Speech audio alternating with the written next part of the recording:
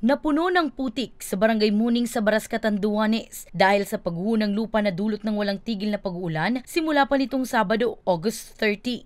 Ayon sa Baras Municipal Disaster Risk Reduction Management Office, aabot sa mahigit kumulang 20 sasakyan at 8 kabahayan ang nalubog sa putik dahil sa landslide. Apektado din ang naturang pagguho ng lupa ang mga palayan sa Barangay Sagrada, parehong bayan.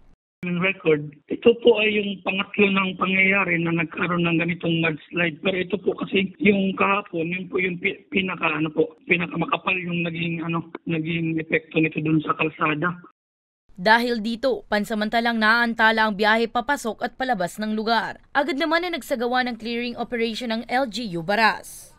Hindi namin na totally cleared siya kasi medyo may makapal pa po yung putik and hindi kaya ng pagpa-flushing nung Bureau of Fire, yung kanilang fire truck. Ganon din yung ating mga loader, yung bucket kasi ng loader is wala nang pumapasok pag nagkakandak sila ng pagtanggal ng putik. Nanawagan din sa mga residente ang MDRRMO Baras na manatiling alerto at mapagmatsyag lalo pat patuloy pa ring inuulan ng Bicol Region dulot ng low pressure area at habagat. Para sa mga balitang Tatak, Bicol, Danica Garcia.